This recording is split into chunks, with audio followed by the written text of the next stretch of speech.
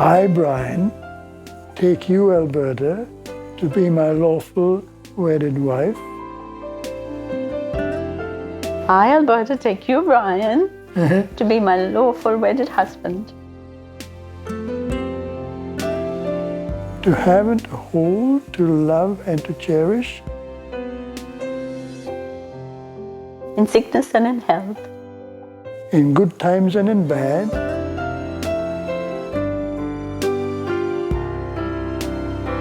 Till death do us part.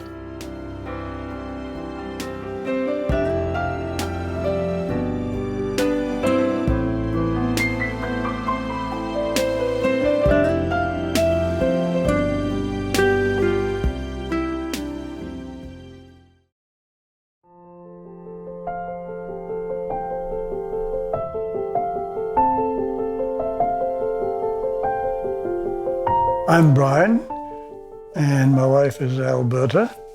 We belong to the Thornley parish in Perth. I was born into a very devout Catholic family in Bangalore. I'm one of 5 siblings in the family. We grew up in a very friendly and caring, loving family environment. My name is Alberta, and I came from India. I grew up in India, and my grandparents came from Europe, from Holland and from Portugal, and settled in India. And so growing up in the early years was in Bangalore. And I think that's where we met, where I met my hubby and his family.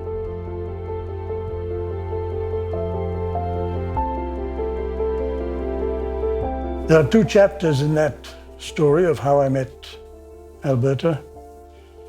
Chapter 1, our families were both settled in Bangalore in close proximity, and we used to attend parties and get-togethers fairly often. I was about 7, 8 years old, and there was one occasion where Bertha's family and my family were at a party. I was attracted to that pretty little girl.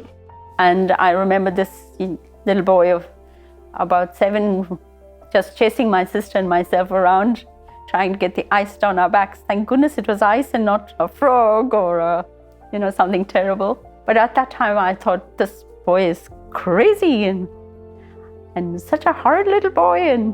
But my views changed eventually. I completed my studies, went to Madras to commence college life, but the family still remained in Bangalore. And I used to return to Bangalore on holidays.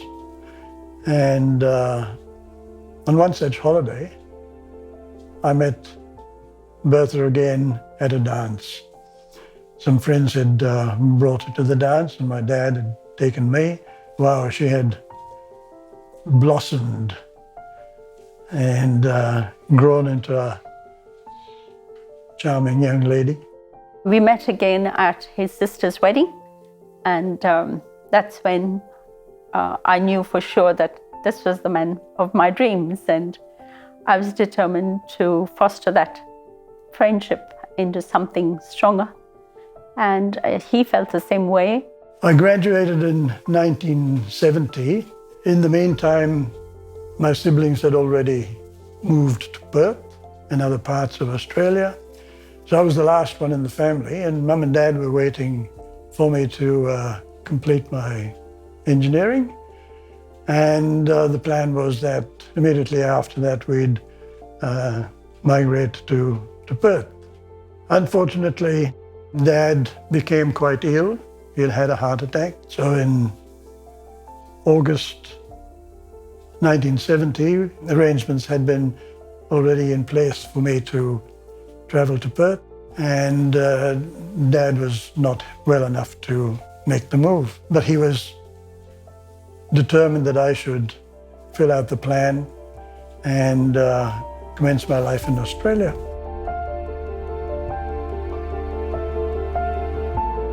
So after 2 years of building a career in Perth, I felt that I was secure enough to go back, marry Bertha, and bring her out to start our lives together. I was left there with my family, and I kept wondering, now is he going to come back, or is he really going to remember me?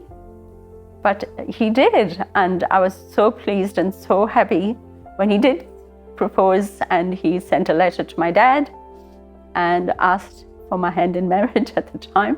Very formal it was. Dad was okay with it. We got married in 72, and that was a beautiful time. For me, it was like a dream come true.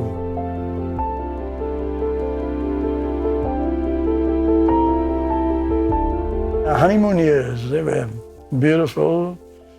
Life was enjoyable, exciting. My expectation was that married life would be very much like I had observed in my own family environment. Mum and Dad were loving, caring, and I expected that's how our life would be.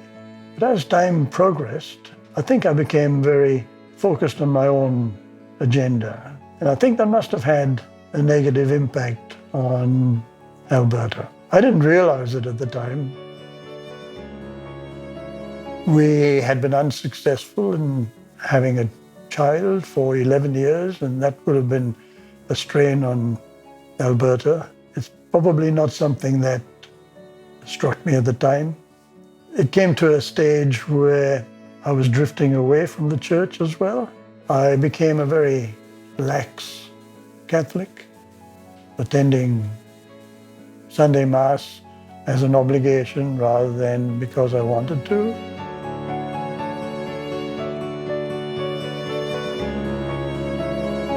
There was a time when we were anxious about having a child, and the years just kept going and nothing was happening. And of course, I was left with trying to manage with all the people looking at me and saying, what's the matter? Why can't you have a baby? You should do this and you should do that.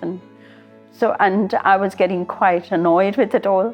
That part of our life seemed to have been quite, in a disarray sort of thing, because we were concentrating on all this, and Brian was working very busily at his job in the public works, and it took him out of Perth very often. But towards the end, Our Lady of Lourdes statue came to our church, and that's when we prayed very fervently, and our prayer was answered, because by the end of that year, we were expecting our first son, Ryan.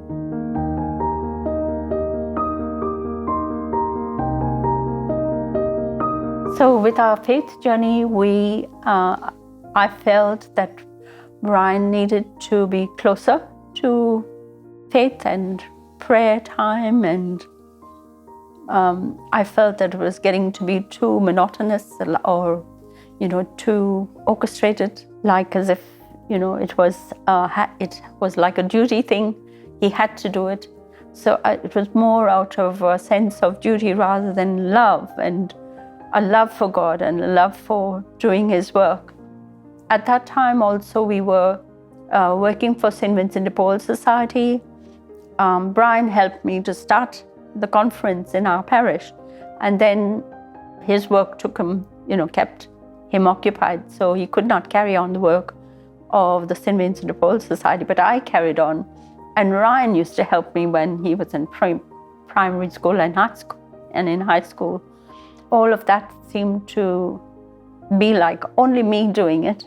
Then later on, Brian became part of the parish community. He was an acolyte. And I think that's when, after Ryan was born, Brian did get a bit closer to the church. At the time when I was drifting away from the church, Bertha used to try and encourage me to be more active in my faith, and I used to cooperate. But in 1983, I had an awakening.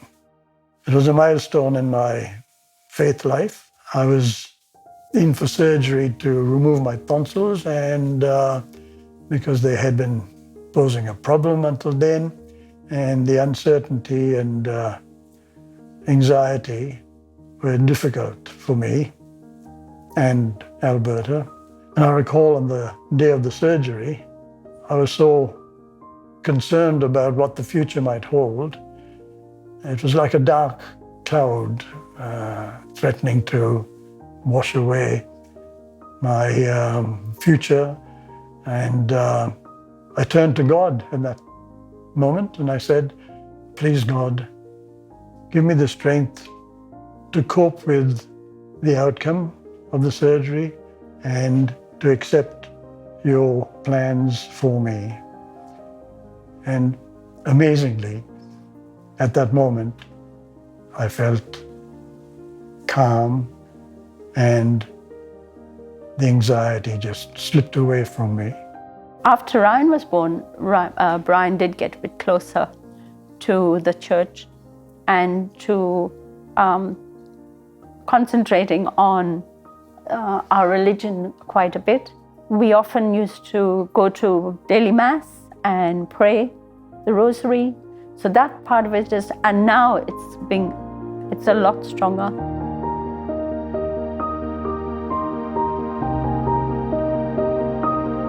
We were first introduced to the marriage encounter movement when we attended Mass at our parish church on a Sunday, and there was a couple from Marriage Encounter giving a Mass talk. As a result of that, Alberta was encouraged to attend a weekend. At that time, we were 36 years married. Yeah. And you saw there was no point in, doing anything more. You thought it didn't need fixing. But you had heard so much about it from family and friends, and you thought, well, it's something worthwhile doing. So we enrolled to attend a weekend. This was way back in October 2008. And that was the start of our journey with Marriage Encounter. It was a magnificent experience. For me, it opened my eyes to a new relationship with my wife.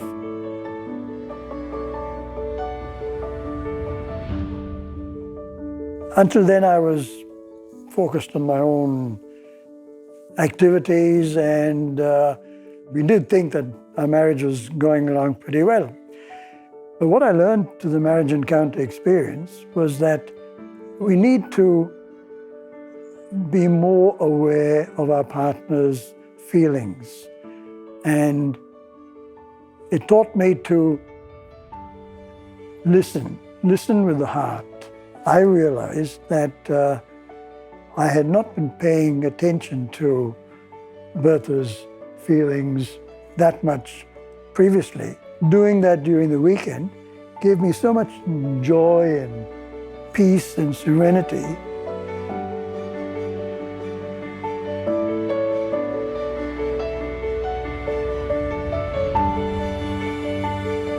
To see the glow in her eyes as she herself realized that she was so much loved and appreciated was such a joy for me. Whatever opportunity we get to share our enthusiasm for what the other is interested in, I think benefits us.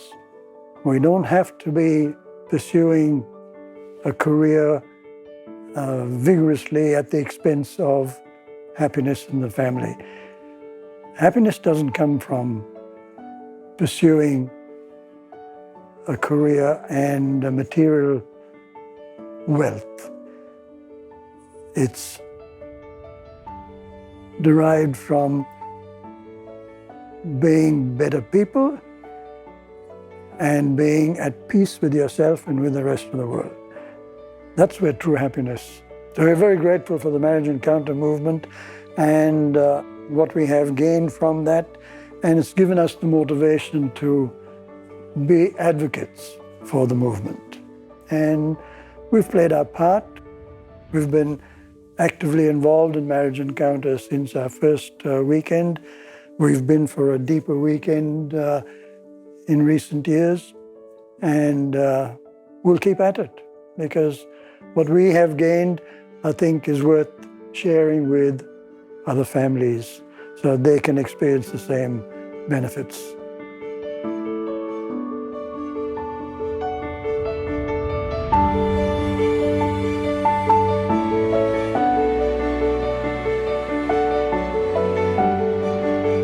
Marriage is a sacrament of service. We definitely look at it as being service to one another, first of all. If we wanted peace and harmony and serenity in our marriage, then God has got to be a partner in that relationship. Put yourself in second place. If you focus on your partner, and if your partner's happiness gives you peace and happiness, then why wouldn't you make it a point of always seeking that kind of happiness in your partner? I always go by the maxim of never let the sun go down on your anger. Before you go to sleep at night, make sure that you try and misunderstandings there have been. They can be only that, just that, misunderstandings really. Spending time, being patient, those are the things that will make the marriage strong.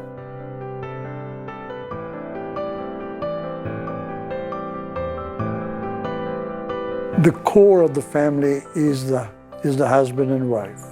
If their relationship is peaceful, calm, contented, then it creates an environment in the whole family that is supportive. It has to start at the core, and the husband and wife are the core to creating that family relationship. It depends a lot upon them to make a family, and keep the family going, to bring that closeness always, so that the children find it's a place where they can come back to no matter where they are. But coming back to that original place of happiness and contentment, so that they can feel confident, they can always come to that place of trust to talk about whatever ails them, whatever troubles them. So if that is established by the husband and wife first, that goes a long way to helping the children develop that confidence. You don't know how the children are going to develop. You have to do the best you can until they become adults, and then they have to lead their own life, take responsibility for their own lives, and the best you can do is to set a good example.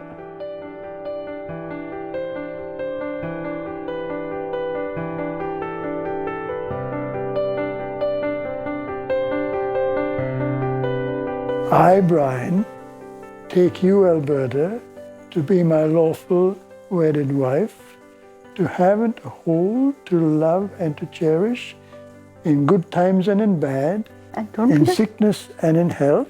I, Alberta, take you, Brian, to be my lawful wedded husband, to have and to hold all the days of my life, in sickness and in health, till death do us part. Good times and in bad. Oh, yes, yes. And all of those good things. Yes, I forgot.